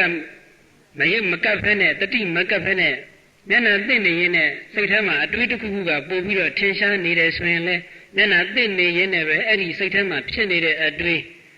စိတ်မှာဖြစ်နေတဲ့အခြေအနေကိုစူးစိုက်ပြီးတော့တတိကပ်လို့ရှုမှတ်ကြရမှာပါဒီတော့ထွေထွေသေးစိတ်လို့ဆိုလိုက်တာနဲ့ရုပ်ရောနာမ်ရောယုံနာနှစ်ခုလုံးမှာဖြစ်နေတဲ့အမူအရာတွေကိုရှုမှတ်ရမယ်ဆိုတာကိုမှတ်သားကြရမယ်ရှုမှတ်ခါစမှာတော့အထွေထွေသေးစိတ်အမူအရာတွေဟာမမှတ်မိလိုက်ဖက်နဲ့လွတ်သွားတာကများတတ်ပါတယ်အမှန်ကတော့အထွေထွေသေးစိတ်ပြုမှုသည်ထိုင်မှတ်နေတဲ့အချိန်မှာရောဈဉ္ညာမှတ်နေတဲ့အချိန်မှာရောရှိနေတာပါပဲထိုင်နေတဲ့အချိန်မှာရောဈဉ္ညာရှောင်းနေတဲ့အချိန်မှာရောခုနပြောခဲ့တဲ့အထွေထွေအမူအရာတွေအကုန်လုံးရှိနေတယ်အဲ့တော့ထိုင်မဲ့ချိန်ဈဉ္ညာချိန်မှာလည်းပဲဒီအထွေထွေမှတ်တွေကိုထင်ရှားရင်ထင်ရှားတယ်လို့ရှုမှတ်နိုင်တာပါပဲထိုင်ရင်ဈဉ္ညာချိန်မှာတပါးသောအချိန်တွေမှာဆိုရင်တော့တစ်ခုပြီးတစ်ခုတစ်ခုပြီးတစ်ခုမဆုံးနိုင်အောင်မကုန်နိုင်အောင်များပြားပါတယ်များပြားတော့လို့ရှုမှတ်နိုင်မှလည်းပဲကိလေသာဝင်ရောက်ခွင့်မရတဲ့အတွက်ကြောင့်ကိလေသာကြားခုခွင့်မရတဲ့အတွက်ကြောင့်တမာတိအားကောင်းလာမှာဖြစ်တယ်ဒီတော့စတင်ပြီးတော့လေ့ကျင့်ခါစားမှာတော့အထွေထွေအမူအရာတွေကိုအကုန်လုံးမှီအောင်လိုက်ပြီးတော့မှတ်နိုင်မှာမဟုတ်ဘူးလွတ်သွားတာတွေကများမှာပဲသို့တော်လည်းပဲအချိန်တိုင်းချိန်တိုင်းမှာဖြစ်နေတဲ့ရုပ်အမူအရာရောနာမ်အမူအရာရောဟာငါရှုမှတ်ရမယ်အရှုခံအာယုန်တွေပဲလို့အခိုင်အမာဆုံးဖြတ်ချက်ချထားပြီးတော့ဒါတွေကိုမလွတ်အောင်တတိကပ်ပြီးတော့ရှုမှတ်မယ်လို့ဒိဋ္ဌံထားမယ်ဆိုရင်တော့တဖြည်းဖြည်းနဲ့ရှုမှတ်နိုင်မှုများလာမှာပါအလေးချင်းအားကောင်းလာပြီဆိုရင်တော့မရှုမှတ်မိလိုက်တာကနည်းပါတယ်ရှုမှတ်မိလိုက်တာကြီးပဲများတတ်ပါတယ်နည်းနည်းလေးလှုပ်လိုက်တာနဲ့တပိုင်းနဲ့စိတ်ကအလိုလိုတတိကပ်ပြီးမှတ်မိရတာဖြစ်သွားတတ်ပါတယ်ဒီတော့အလေးအကျင့်လုပ်ပေးဖို့ပဲလိုအပ်ပါတယ်အဲဒီတော့ထွေထွေသေးစိတ်မှတ်ကလေးကိုတန်ဖိုးထားပြီးတော့လေးလေးစားစားနဲ့ရှုမှတ်သွားမယ်ဆိုရင်မဲ့မြန်ဘုံညာမဆိုင်နိုင်တဲ့အချိန်ဆိုတာတစ်ချိန်မှမရှိဘူးဆန်းဆန်းနေနေလည်းမဲ့ညာဘုံညာဆိုင်နိုင်နေရေတောက်နေနေလည်းမဲ့ညာဘုံညာဆိုင်နိုင်နေဉာဏ်သိနေရင်ရေချိုနေရင်ကြီးကြီးငယ်ဆွနေရင်အချိန်မီမဲ့ညာဘုံညာဆိုင်နိုင်နေပြုမှုလှုပ်ရှားမှုဘယ်အပြုမှုဘယ်လှုပ်ရှားမှုမျိုးမှမဆိုမဲ့ညာဘုံညာဆက်ရောက်နိုင်တာပဲခဏကိုစီးလိုက်တဲ့အချိန်စီးပြီးသားခဏကိုချွတ်လိုက်တဲ့အချိန်မျက်မှန်လေးချွတ်လိုက်တဲ့အချိန်ချွတ်ထားတဲ့မျက်မှန်ကိုမျက်နှာပေါ်မှာတက်လိုက်တဲ့အချိန်အိတ်ကထဲလက်နှိုက်တဲ့အချိန်စသည်အဖြစ်အဝတ်စားလဲနေတဲ့အချိန်လုံကြီးပြင်ဝတ်တဲ့အချိန်စသည်အဖြစ်ပေါ့လေအထွေထွေအသေးစိတ်အမူအရာတွေဆိုတာဘာလဲလို့မေးရင်ပြောလို့မကုန်နိုင်အောင်အင်မတန်များပါတယ်အမျိုးသမီးများအနေနဲ့ဆိုလို့ရှိရင်တော့ခေါင်းဖိတဲ့အချိန်တနခါလိမ့်တဲ့အချိန်စသည်အဖြစ်ပေါ့အဲ့ဒီလိုတနေ့တာမိမိပြုမှုလှုပ်ရှားနေတဲ့များပြုမှုတိုင်းမှာတတိကပ်ပြီးတော့တတိနဲ့အတူပညာပါအောင်ကြိုးစားပြီးတော့ရှုမှတ်သွားနိုင်မယ်ဆိုရင်ဘယ်အချိန်မျိုးမှမဆိုမဉ္ဇဉ်ဘုံဉ္ဇဉ်ဆက်ရောက်နေတာပါပဲဒီတော့မိမိဒီမဉ္ဇဉ်ဘုံဉ္ဇဉ်ဝိပဿနာဉာဏ်လေးရင့်ကျက်ပြီးတော့မဉ္ဇဉ်ဘုံဉ္ဇဉ်ကိုတကယ်တမ်းဆက်ရောက်ခြင်းတယ်ဆိုရင်တော့အထွေထွေအသေးစိတ်အမှတ်တွေကိုတန်ဖိုးထားပြီးတော့ရှုမှတ်မှဖြစ်မယ်အချိန်မီမဉ္ဇဉ်ဘုံဉ္ဇဉ်စိုက်နေတာနဲ့ပတ်သက်ပြီးတော့အားကျစရာကောင်းတဲ့အချက်ကတတိပဌာန်သာသနာထွန်းကားခဲ့တဲ့ဟိုဒီဟိုကျွန်းမှာယဟန္တာမဖြစ်ဘူးတဲ့စွန်းစားဇယက်ဆိုတာမရှိဘူးတဲ့ဒီဟိုကျွန်းမှာရှိတဲ့စွန်းစားဇယက်တိုင်းဟာယဟန္တာဖြစ်ဘူးကြတာကြီးပဲ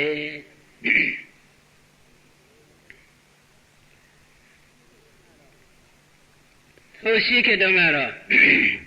ရွာတိုင်းရဲ့ရွာအထွတ်မှာယဟန်တော်များခိတ္တတဲခိုးပြီးတော့ဆွမ်းစားဖို့အတွက်ဆွမ်းစားဇေယျကလေးတွေစောက်ထားကြယဟန်တော်များကဆွမ်းကန်ထုတ်ပြီးပြန်လာပြီးဆိုရင်အဲ့ဒီရွာပြင်မှာရှိတဲ့ဆွမ်းစားဇေယျမှာပဲဆွမ်းစားတပိတ်ဒီပါတွေဆေးကြောပြီးတော့မှတပိတ်ကြီးတက်တက်နဲ့ကျောင်းကိုပြန်ကြအဲ့တော့အဲ့ဒီယဟန်တော်များကဆွမ်းကန်ထွက်တဲ့နေရာမှာလည်းပဲကတ္တပစ္စာကတ္တဝိုးလို့ခေါ်တဲ့ကျင့်ဝတ်ကိုအထူးဖြစ်ကျင်ပြီးတော့ဆွမ်းခံထွက်တော်မူကြတယ်။ကတ္တပစ္စာကတ္တဝိဆိုတာဆွမ်းခံအသွားရောအပြန်ရောကမ္မထံပါအောင်ကြိုးစားတဲ့ကျင့်စဉ်ကြီးပါ။ကျောင်းကနေထွက်တဲ့အချိန်ကစကျောင်းပြန်ရောက်တဲ့အချိန်ထိတစ်ချက်မှအမှတ်မလွတ်အောင်ကြိုးစားတဲ့ကျင့်စဉ်ကိုကတ္တပစ္စာကတ္တကျင့်ဝတ်လို့ခေါ်တယ်။ခြေလမ်းတိုင်းမှာအမှတ်ပါအောင်ကြိုးစားရတယ်။အမှတ်မပါတဲ့ခြေလမ်းဆိုတာတလှမ်းမှမရှိအောင်တကယ်လို့အမှတ်မပါဘဲနဲ့လှမ်းလိုက်မိရင်တတိယရာနဲ့တပိန်နဲ့ထဲအမှတ်လွတ်သွားတဲ့နေရာကိုနောက်ကျောင်းပြန်လှည့်ရပြန်လှည့်ပြီးတော့မှအမှတ်နဲ့ဆက်ပြီးတော့ရှောက်ရဥပမာဆိုတော့ခြေလမ်း9လမ်းလောက်မမှတ်မိဘဲနဲ့အမှတ်လွတ်ပြီးတော့လှမ်းလိုက်မိတယ်ဆိုရင်နောက်က9လမ်းပြန်ဆုပ်ပြီးတော့မှတခါအမှတ်ကလေးနဲ့လှမ်းရ10လမ်းလောက်အမှတ်လွတ်သွားတယ်ဆိုရင်လွတ်တဲ့နေရာထိ10လမ်းလောက်နောက်ပြန်ဆုပ်ပြီးတော့မှအမှတ်ကလေးနဲ့ဆက်ပြီးတော့လှမ်းရတယ်အဲ့ဒီလိုကျင့်တဲ့ကျင့်ဝတ်ကိုကတ္တပစ္စာကတ္တဝိုးလို့ခေါ်တယ်ခြေလမ်းတစ်ခုတည်းပဲမှတ်တာတော့မဟုတ်ပါဘူးဆွမ်းခံထွက်တော့ဆွမ်းခံအရှိမှတ်တဲ့ရက်လိုက်ပြီးဆိုရင်လည်းရက်တဲ့မူရကိုအာရုံပြုပြီးတော့ရက်တယ်ဆွမ်းလာတော့တပိတ်ကိုလက်တော့တပိတ်ကိုဖွင့်တော့ဖွင့်တယ်တောင်းလိုက်တဲ့ဆွမ်းကိုမြင်တော့မြင်တယ်ဆွမ်းရဲ့အနံ့ကိုရတော့နန်းနေတပိတ်ကိုပြန်ပိတ်တော့ပိတ်တယ်စသည်အဖြစ်ခြေလမ်းတွေကိုရှုမှတ်တယ်လို့တခြားသောတပိတ်ဖွင့်ခြင်းပိတ်ခြင်းစတဲ့အပြုမူလေးအလုံးကိုလည်းပဲတတိမလွတ်အောင်ရှုမှတ်ပြီးတော့ဆွမ်းခံသွားတဲ့အကျင့်ကိုကတ္တပစ္စာကတ္တအကျင့်လို့ခေါ်တယ်။ဒါတံပစညအတိဉာဏ်တွေအားကောင်းပံ့ပိုးပေးတဲ့ကျင့်စဉ်ကြီးပါပဲ။အဲဒီလိုနဲ့ဆွမ်းခံပြန်လာဆွမ်းခံရွာပြင်ရောက်တော့ဆွမ်းရရမှာထိုင်ပြီးတော့ဆွမ်းဖုံးပြီးတော့လည်းပဲအမှတ်မလွတ်အောင်ဆွမ်းလုပ်တိုင်းတတိကပ်ပြီးတော့ဆွမ်းဖုံးပြီးတော့မူကြတယ်။ဒါကြောင့်တတိပဋ္ဌာန်သာသနာထွန်းကားစဉ်တုန်းကသင်္ဟုကျွန်းမှာဆွမ်းစားဇယတိုင်းဟာယန္နာဖြစ်ဖူးကြတယ်ယန္နာမဖြစ်ဖူးတဲ့ဆွမ်းစားဇယဆိုတာမရှိဘူးဇယတစ်ခုရဲ့နေရာတိုင်းဟာလဲယဟန္နာမဖြစ်ဖူးတဲ့နေရာဆိုတာတနေရာလေးမှမရှိဘူးတဲ့ဒီဟာလားဒီမေယဝတိဟိုကျွန်းတစ်ခုတည်း၌ပင်လင်တေတုဂာမိတုထူထူရွာတို့၌အာသနတာလာယံဆွမ်းစားကြောင်း၌ဝါဆွမ်းစားဇယ၌ယထာအကျဉ်းနေရ၌ယာကုယာကုကိုပြိဝိတဝါတောက်ရပတ္တံဆွမ်းကုန်ပုံစိတ်တော်ဖုံးပေး၍အရဟတဖို့သူပတ္တာရောက်ကြကုန်သောဘိက္ခုယဟန်တို့သည်နတ္ထိမရှိတလေကုန်တံအာတနံထိုကဲ့သို့ယဟန္နာမဖြစ်ဖူးတဲ့ဆွမ်းစားဇယသည်တံအာတနံယဟန္နာမဖြစ်ဖူးတဲ့ဆွမ်းစားဇယကနေရာတနေရာလေးသည်နအထိဘလိုနည်းနဲ့မှမရှိခဲ့ပါပေတည်း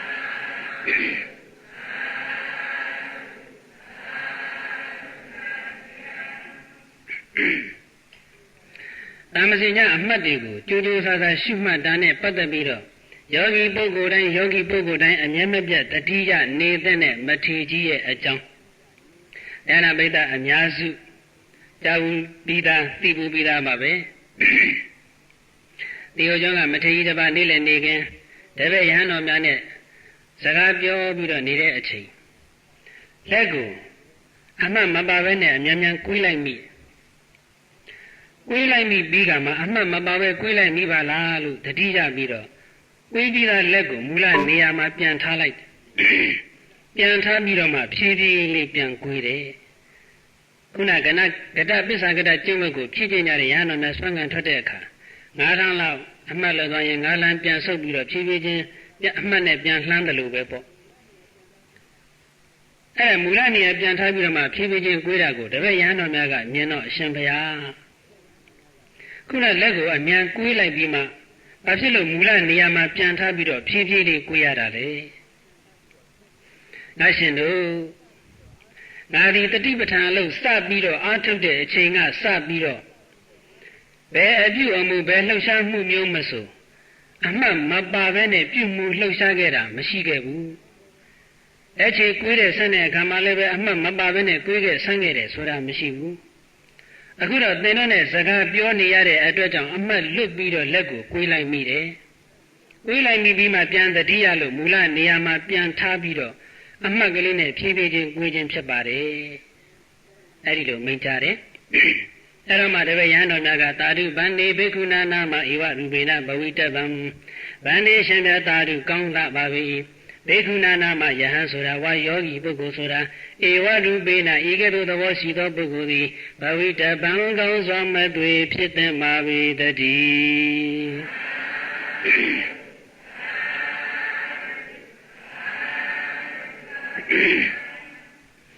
ယောဂီဆိုတာဒီလိုဖြစ်ရမယ်တဲ့ဒီလိုဖြစ်ရမယ်ဆိုတာဘာပြုမှုလှုပ်ရှားမှုမျိုးမဆိုအမှတ်လွတ်ပြီးတော့ပြုမှုလှုပ်ရှားတာမရှိစေရဘူးအမှတ်တတိကပ်ပြီးတော့မှပဲပြုမှုလှုပ်ရှားရမယ်လို့ဆိုလိုပါတယ်ဒီမထေရကြီးရဲ့ဖြစ်စဉ်ကနေပြီးတော့မိမိတို့အတူယူရမှာကဥစ္စာဒီမထေရကြီးရဲ့ဖြစ်ပျက်ကနေကောက်ချက်ချเสียနှစ်ခုထွက်လာတယ်တစ်ခုကဘာလဲဆိုတော့မထေရကြီးအမှတ်လွတ်ပြီးကိုယ်ပြီးတော့အမှတ်လွတ်ပြီးတော့ကိုယ်ပြီးမှမူလနေရာမှာပြန်ထားပြီးဖြည်းဖြည်းချင်းပြန်ကွေးလိုက်တာနဲ့ပတ်သက်ပြီးတော့တပည့်ရဟန်းတော်များမေးတဲ့မေးခွန်းကိုမထေရကြီးပြန်ဖြေတော့လဟုကံသောတလင်တမေဟထံလက်ကိုတမေစိတ်တဝါကွေးမိပြီးတော့မှပုဏ္ဏဓမ္မယထာဌာနေထာမြေတိုင်းသောနေရာ၌ထပ်ပစ်တဝါပြန်ထား၍တဏိကံဖြည်းဖြည်းလေးတမေစိတ်ကွေးလိုက်လေပြီအသောတလင်မြန်မြန်ကြီးကွေးလိုက်မိပြီးတော့မှမူလနေရာမှာပြန်ထားပြီးတော့မထေရကြီးကွေးလိုက်တဲ့နေရာမှာဇာကဘယ်လိုပြထားလဲဆိုတော့တဏိကံတမေစေတိတဲ့ဖြည်းဖြည်းလေးကွေးလိုက်တယ်ဆိုတဲ့ဇာကရက်ကလေးပါတယ်ဒီဇာကရက်ကိုထောက်ရှုခြင်းအပြင်ယောဂီပုဂ္ဂိုလ်များဟာအထူးထူးပြုမှုလှုပ်ရှားမှုများကိုပြုမှုလှုပ်ရှားကြတဲ့အခါမှာမူလပြုလုပ်နေကြခါတိုင်းပြုမှုနေကြနှုံးတာအတိုင်းမြန်မြန်ထက်ထက်တွတ်တွတ်လက်လက်ကြီးပြုမှုလှုပ်ရှားကြမယ်ဆိုရင်တတိကတ်ထားဖို့တတိမလွတ်အောင်ရှုမှတ်နိုင်ဖို့ခက်ခဲသွားပြီအထူးထူးပြုမှုလှုပ်ရှားမှုတိုင်းမှာတတိပါဖို့ဆိုရင်ပြုမှုလှုပ်ရှားမှုတွေကိုမူလနှုံးတာတိုင်းမလုပ်ဘဲနဲ့ဖြည်းဖြည်းလုပ်ရမယ်ဆိုတဲ့အချက်ကိုမှတ်သားကြရမှာဖြစ်တယ်ပြုမှုလှုပ်ရှားမှုတွေကိုမြန်မြန်ထက်ထက်တွတ်တွတ်လက်လက်ကြီးလုပ်နေလို့ရှိရင်ပစ္စုပန်ကြအောင်ပရမတ်ဆိုင်အောင်ရှုမှတ်ဖို့ခက်ခဲသွားတယ်အာယုံကမထင်ရှားတော့ပဲဖြစ်နေတတိဆိုတာကအာယုံကိုထင်ရှားအောင်ပုံဖော်ပေးရတဲ့အလုပ်ကိုလုပ်ပါတယ်တတိကထင်ရှားအောင်ပုံဖော်ပေးလိုက်တဲ့အာယုံကမှတမာတိကစူးစိုင်းပြီးတော့ကတ်ထားတယ်တမာတိကကတ်ထားတဲ့အာယုံကမှပညာကအဲ့ဒီအာယုံရဲ့သဘောတဘာဝကိုသိအောင်စူးစမ်းစစ်ဆေးတဲ့အလုပ်လုပ်ရပါတယ်ဒီတော့တတိကနေပြီးတော့အာယုံကိုထင်ရှားအောင်ပုံဖော်ပေးနိုင်ဖို့အတွက်မိမိတို့ရဲ့ပြုမှုလှုပ်ရှားမှုတွေကိုဖြည်းဖြည်းပဲပြုလုပ်ကြရမယ်ဒီချက်ကိုဆွဲဆွဲမြဲမြဲမှတ်သားကြဖို့ပါဘာပြုမှုဘာလှုပ်ရှားမှုမျိုးမဆိုဖြည်းဖြည်းပဲပြုလုပ်ရတရားနာပိဋကများမနက်တိုင်းရွတ်နေကြတဲ့ယောဂီပုဂ္ဂိုလ်များလိုက်နိုင်ရမယ်ဥပမာ၄ချက်အဲဒီဥပမာ၄ချက်ကပထမဆုံးဥပမာကမျက်စိအမြင်ကောင်းသူပင်မမြင်ကမ်းပါမှာမျက်စိအမြင်ကောင်းတဲ့ပုဂ္ဂိုလ်ပင်ဖြစ်တော်လည်းပဲမျက်စိကန်းနေတဲ့ပုဂ္ဂိုလ်လို့ကျင့်ရမယ်မျက်စိကောင်းတဲ့ပုဂ္ဂိုလ်ကတော့သွားကြလာကြရှိလဲမြန်မြန်ထက်ထက်တွတ်တွတ်လဲလဲလှုပ်ရှားကိုင်းစားရှိလဲမြန်မြန်ထက်ထက်တွတ်တွတ်လဲလဲမျက်စိကောင်းတဲ့သူရဲ့ပြုမှုလှုပ်ရှားမှုအလုံးဟာတွတ်တွတ်လဲလဲမြန်မြန်ဆန်းဆန်းကြီးပဲဖြစ်မျက်စိကန်းတဲ့ပုဂ္ဂိုလ်မျက်စိမမြင်တဲ့ပုဂ္ဂိုလ်ကတော့သွားတယ်လာတဲ့အခါလဲဆန်းဆန်းနဲ့ဖြည်းဖြည်းကလေးပဲကိုင်းစားယူစားရှိတဲ့အခါလဲဆန်းဆန်းနဲ့ဖြည်းဖြည်းလေးပဲမျက်စိကန်းနေတဲ့ပုဂ္ဂိုလ်ရဲ့ပြုမှုလှုပ်ရှားမှုအလုံးဟာဖြည်းဖြည်းကလေးပဲပြုမှုလှုပ်ရှားပါတယ်။ဒါကြောင့်ယောဂီပုဂ္ဂိုလ်ဒီမျက်စိအမြင်အားကောင်းတဲ့ပုဂ္ဂိုလ်လိုမြန်မြန်ထက်ထက်တွတ်တွတ်လက်လက်ကြီးမပြုလုပ်ဖဲနဲ့မျက်စိကန်းနေတဲ့ပုဂ္ဂိုလ်လိုဖြည်းဖြည်းသာသာတိမ်တိမ်မွေ့မွေ့လေးပြုလုပ်ရမယ်။သကုမတ္တယထာအန္တောသကုမှာမျက်စိအမြင်ကောင်းသောပုဂ္ဂိုလ်ဒီတာမနောပိဖြစ်ပါတော့လည်းပဲအန္တောယထာကံသောပုဂ္ဂိုလ်ကဲ့သို့အတ္တဖြစ်ရ၏သတုထမြောက်ဥပမာကဒီဝအာအင်ရှိတွင်အာအင်နေပမာအာအင်ရှိတဲ့ပုဂ္ဂိုလ်ပင်ဖြစ်စေကမူအာနေနေတဲ့ပုဂ္ဂိုလ်လိုကျင့်ရမယ်အင်အားပြည့်ဝနေတဲ့ပုဂ္ဂိုလ်တယောက်ရဲ့ပြုမှုလှုပ်ရှားမှုအလုံးဟာလည်းမြန်မြန်ထက်ထက်တွတ်တွတ်လက်လက်ကြီးပဲအာမရှိတဲ့ပုဂ္ဂိုလ်အာမရှိတဲ့လူမမာများကြတော့ဘာပဲပြုမှုဖြည်းဖြည်းဆေးဆေးအေးအေးလေးပဲပြုမှုလှုပ်ရှားပါတယ်အထူးသဖြင့်တော့ယောဂီပုဂ္ဂိုလ်များရဲ့ စံပြလူမမာကတော့ခါနာနေတဲ့လူမမာပဲခါနာနေတဲ့လူမမာကတော့ခါမြက်တော့မှဆိုလို့ခါနာတော့မှဆိုလို့ခါလေးအောင့်တော့မှဆိုလို့ဆိုပြီးတော့ပါတယ်လာတဲ့ခါလဲဖြည်းဖြည်းတာတာသိမ့်သိမ့်မွေ့မွေ့လောက်တဲ့ကလေးဖြည်းဖြည်းတာတာသိမ့်သိမ့်မွေ့မွေ့ထားတဲ့အခါထိုင်တဲ့အခါစားတဲ့အခါတောက်တဲ့အခါတပူတပါသွားတဲ့အခါဘာအပြုအမူကိုပဲပြုခါနာနေတဲ့လူမမာဟာဖြည်းဖြည်းပဲပြုဒီတော့ပြုမှုလှုပ်ရှားမှုတွေနဲ့လုံးဝမကင်းနိုင်တဲ့ဒေတာမှာပဲနေနေအိမ်မှာပဲနေနေပေါ့ပြုမှုလှုပ်ရှားမှုအလုံးတွေနဲ့မကင်းနိုင်တဲ့ပုဂ္ဂိုလ်များအတွက်အဲ့ရတဲ့ဘုံဘုံလဲပြီးတော့လုံးဝမလှုပ်နိုင်တဲ့လူမမာကိုသွားပြီးအတူခိုးလို့တော့မဖြစ်ဘူးဒီတော့လှုပ်ရှားမှုလေးနဲ့လည်းမကင်းတဲ့ခါနာနေတဲ့လူမမာကိုမိမိရဲ့စံပြအဖြစ်နဲ့ထားပြီးတော့ပြုမှုလှုပ်ရှားမှုအလုံးကိုဖြည်းဖြည်းတာတာသိမ့်သိမ့်မှုမိပြုလုပ်ကြရမယ်ဒါကြောင့်ဘလဝါအားကြီးသောပုဂ္ဂိုလ်သည်ဝါအားရှိသောပုဂ္ဂိုလ်သည်တာမနောမိဖြစ်ပါတော်လည်းပဲဒုဗလောဤဝါအားမရှိသောပုဂ္ဂိုလ်ကဲ့သို့ဝါဒုဗလောဤဝါအားလည်းမရှိခါလည်းချိနေတဲ့လူမမာကဲ့သို့စရိယာကောင်းစွာမသွေကျင့်သုံးပင်လာပါပေတည်း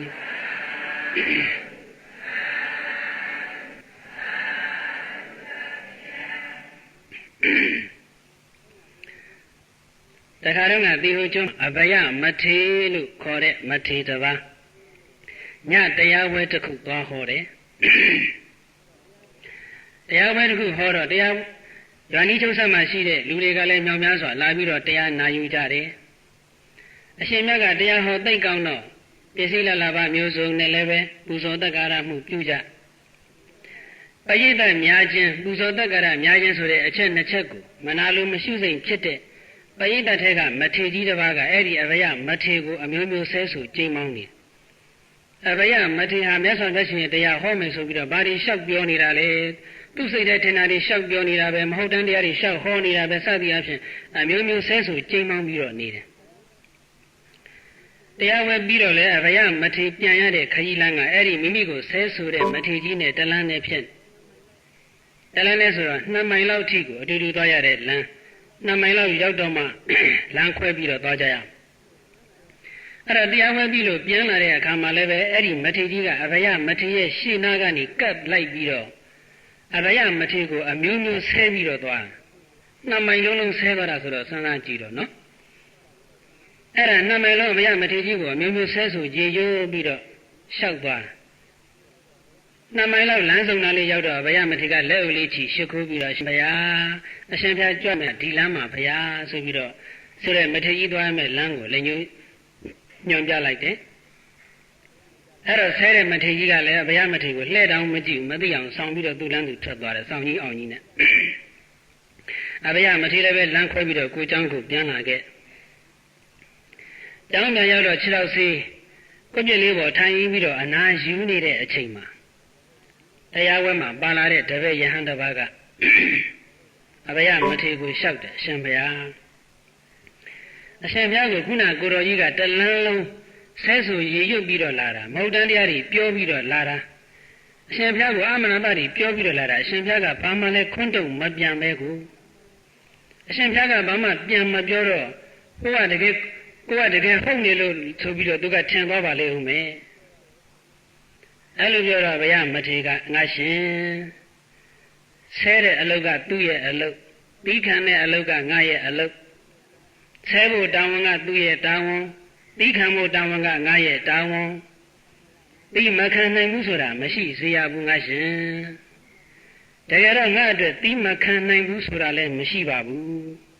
ဘာဖြစ်လို့လဲဆိုတော့တရားဘက်ကပြန်လာတဲ့လမ်းခရီးတစ်လျှောက်လုံးမှာခြေလှမ်းတိုင်းကအမှတ်ပါနေတယ်အမှတ်မပါတဲ့ခြေလှမ်းဆိုတာတလှမ်းမှမရှိဘူး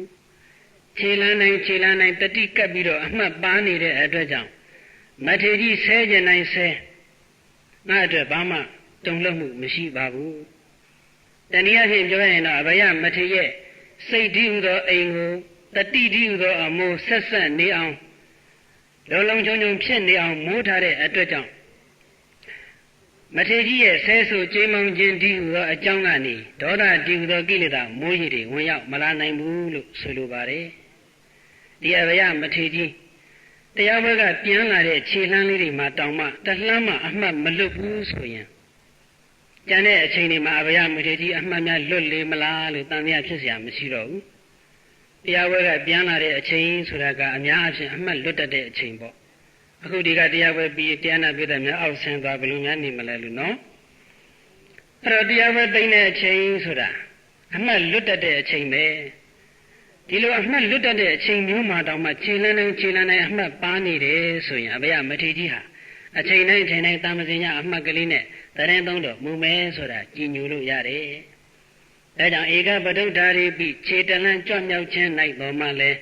ကာမဌာနဝိယောဂံကမ္မထံနှင့်ကင်းကွာ၍နေခြင်းကိုနတ်ပတ္တမိမမြင်ခဲ့ပါ၏။အဘယထေရောအဓိကနိယေကိုဆောင်းတော်မူတဲ့အဘယမထေရကြီးကဣဒံဝဆနံအချိန်တိုင်းမှာတတိကပ်ပြီးတော့အမှတ်ပါနေပါတယ်ဆိုတဲ့အကြောင်းကိုအဘာတိကောင်းစွာမသွေမိန်ကြတော်မူခဲ့ပါပေသတည်း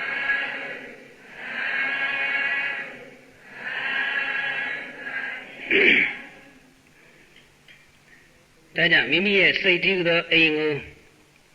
တတိတည်းသောအမိုးလေးဆက်ဆက်အောင်လုံခြုံပြီးတော့နေအောင်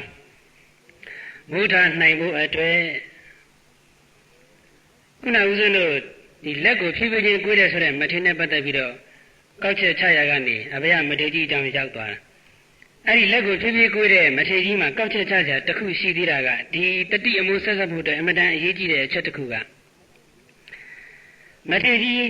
အမှတ်လူပြီးလက်ကိုကွေးလိုက်တာဘာကြောင့်လဲလို့ဆိုတော့တုမေဟိတတိန်ကထယမာနေနာကမ္မထာနာမုံစိတ်တဝါသမေစီတော်တုမေဟိတင်တို့နဲ့တတိန်တူတော့ကထယမာနေနာစကားပြောဆို၍နေရခြင်းကြောင့်ကမ္မထာနာကမ္မထံကိုမုံစိတ်တဝါလှည့်၍သမေစီတော်ကွေးအပ်လေပြီတင်တို့နဲ့စကားပြောနေရလို့အမှတ်လွတ်သွားတာတဲ့ဒီစကားကိုထောက်ရှုခြင်းအပြင်အမှတ်တတိလွတ်ခြင်းရဲ့အကြောင်းဟာစကားပြောခြင်းပဲဆိုတာကောက်ချက်ချလို့ရတယ်စကားပြောခြင်းဒီတတိမှဆက်ဆက်ခြင်းရဲ့အကြီးမားဆုံးရန်သူပဲမိမိရဲ့စိတ်တည်းသောအိမ်ကိုတတိတည်းသောအမှုဆက်ဆက်လုံခြုံအောင်မိုးနေတဲ့ကိစ္စမှာစကားပြောခြင်းဟာအကြီးမားဆုံးသောအနှောင့်အယှက်ပဲဒါကြောင့်မိမိဒီမိုးလုံတဲ့အိမ်မှာနေခြင်းတပဆိုရင်တော့စကားပြောခြင်းကိုလည်းရှောင်ကျဉ်နိုင်ရမယ်စကားပြောခြင်းကိုလည်းရှောင်ကျဉ်မယ်မထေရကြီးကဲ့သို့ထွေထွေပြုမှုလှုပ်ရှားမှုတွေကိုလည်းဖြည်းဖြည်းသာသာလေးပြုမှုလှုပ်ရှားပြီးတော့အမြဲတမ်းတတိကတ်ထားမယ်ဆိုရင်တော့ဉာဏပိတာပေါင်းသူတော်ကောင်းတို့ရဲ့စိတ်တည်းသောအိမ်ဒီတတိတည်းသောအမိုးလုံခြုံသွားတဲ့အတွက်ကြောင့်ကိလေသာတည်းသောမိုးရီတွေဝင်ရောက်နိုင်ခြင်းရှိမှာမဟုတ်တော့ပါဘူးဒီတော့တင်စားပြီးတော့ပြောတဲ့စကားကိုလူရင်းပြောရရင်တော့အချိန်တိုင်းတတိကတ်ထားပါလို့ဆိုလိုတာပါပဲဣဒ္ဓမှာပဲနေနေအိမ်မှာပဲနေနေအမြဲတမ်းတတိကပ်ပြီးတော့ရှုမှတ်တဲ့အကျင့်ရအောင်ကြိုးစားကြပါလို့ဆိုလိုပါတယ်။နွားမတကောင်မျက်ခင်းမြင်ထဲမှာတန်းငယ်လေးတစ်ယောက်နဲ့နွားအတူမျက်စားနေတယ်။မိမိရဲ့နွားတန်းငယ်လေးကိုစောင့်ရှောက်ရင်းနဲ့ဘေးအန္တရာယ်မဖြစ်အောင်စောင့်ရှောက်ရင်းနဲ့မိမိကလည်းမျက်ကိုစားနေ။မိမိရဲ့မျက်စားခြင်းတည်းဟူသောအကြောင်းကြောင့်တန်းငယ်လေးကိုစောင့်ရှောက်တဲ့အလုပ်လည်းမပြတ်ဘူး။တန်းငယ်လေးကိုလှမ်းကြည့်ပြီးစောင့်ရှောက်နေရတဲ့အကြောင်းကြောင့်မိမိရဲ့မျက်စားခြင်းအလုပ်လည်းမပြတ်ဘူးမျက်စားရင်သားလေးကြည့်လိုက်သားလေးကိုကြည့်မျက်စားလိုက်မျက်စားတဲ့အလုပ်ရောသားလေးကိုစောင့်ရှောက်တဲ့အလုပ်ရောတစ်ချိန်တည်းမှာအလုပ်နှစ်ခုပြီးသွားတယ်အဲ့ဒီလိုပါပဲတရားကိုတကယ်လိုလားတဲ့ပုဂ္ဂိုလ်ဟာလဲဣဒ္ဓမှာပဲနေနေအိမ်မှာပဲနေနေပြုမှုလှုပ်ရှားမှုတိုင်းမှာတတိကပ်ပြီးတော့ထားမယ်ဆိုရင်အလုပ်လည်းမပြတ်တရားလည်းရှုမှတ်ပြီးသားဖြစ်သွားပါတယ်ကိုယ်တဲ့လူတရားဟာဘလောက်ပဲအလုတ်ရှုပ်ကွန်စာပြတ်တယ်လို့မရှိဘူးကွန်စာရင်အလုတ်ရင်ကွန်စာတစ်ချိန်နဲ့အလုတ်နှစ်ခုလုပ်လို့ရတယ်အဲ့ဒီလိုပဲတရားကြိုက်တဲ့သူတော်ကောင်းဟာလည်းပဲအလုတ်ရင်တရားရှုရင်အလုတ်အမြဲတမ်းတတိကပ်ပြီးတော့လုပ်သွားမယ်ဆိုရင်ရှုမှတ်နေကြမှ